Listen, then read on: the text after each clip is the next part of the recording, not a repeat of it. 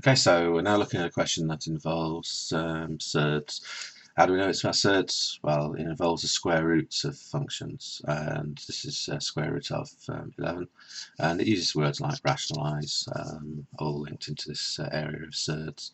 So we need to remember rationalise means make the denominator of a fraction a whole number, because we don't like square roots on the denominator position of fractions.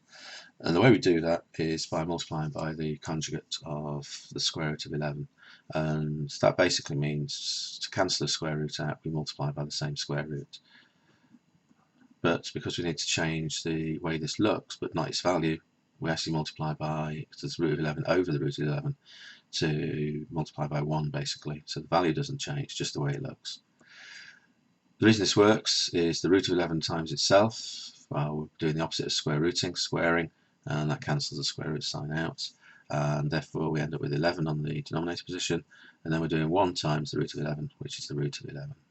So therefore the answer for this question is the rationalisation of 1 over root of 11 is the root of 11 over 11. No cancelling out here, because that is it. That's going to be the answer. The next part of the question talks about working out the area. So we're going to express the area of the card as a percentage. So basically we're going to need a fraction times 100 to get the percent. So the key trigger words, percentage and area. So we ask ourselves, well, yeah, okay, so we've got a large piece of paper. So to work out the area of that, we recognise a rectangular shape. So we're going to do the root of 8 times the root of 5 plus the root of 20. Now we need to remember that we can't write that as the root of 25. You can only bring roots together through the rules of surds if you're timesing or dividing. If they're common, like terms, then of course you could bring things like 2 root 2 plus 3 root 2 together to make 5 root 2 because they've got the same inner bit. But these are different inner bits, root of 5, root of 20. Multiplying this through, we've got the root of 8 times the root of 5. Well, the rule of surd says that we can then put the two numbers together to make 40. 8 times 5 is 40. So just write out what we're doing. So we've got the root of 8 times the root of 5 plus the root of 8 times the root of 20. Well, we can make that the root of 40 plus the root of 160. We then recognise that the root of 40 can be simplified. Basically this is going to be the same as the root of 4 times the root of 10. 4 times 10 is 40. Now the reason we do this is because we look for a square number that goes into 40. We look for the largest square number that goes into 40, and that happens to be 4. So this will simplify down to 2, because the root of 4 is 2, root 10. Now when we're doing surds work, we only consider the positive square root, so we don't need to consider the negative at this stage. Just square root of 4, positive 2, 2 root 10. 160, well, the largest square number that goes in there is 16, and again times by 10. So 16 times 10 is 160. Now we know the root of 16 is 4, and then we've got the root of 10, so 4 root 10.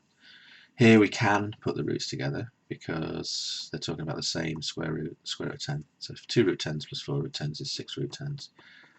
So that's going to go on the bottom of our fraction, 6 root 10, because that's the whole area. And to get the top part of the fraction to do the percentage, then we need to know the area that is left, because we want that as a percentage of the area of the large rectangle. So we need to work out the area of the small rectangle.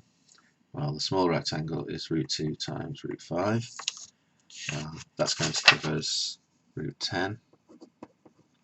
And therefore, for the small card, away from the old card, so the area left is equal to 6 root 10 minus 5 root 10.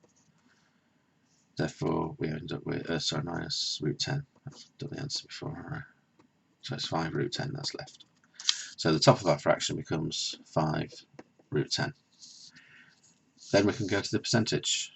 Well, root 10 divided by root 10 is 1, so they've cancelled each other out. And so we're left with 5/6 times 100. Okay, so we've got to work through how this works. Well, we should know that 1/3 is 33.3% recurring. So 1/6 is a half of that, which is 16.6 recurring. So 5 6 is going to be 5 times 16.6 recurring, which is 83.3% recurring. So the answer here, 83.3%. So that's an example of how we can use surds to answer questions, and recognising the rules of surds, rationalising mean multiplied by the conjugate pair, cancelling the root out on the bottom of the denominator, and here we're using the rules of surds to simplify them down to give us some nice straightforward numbers to work with. Okay, surds in one easy go.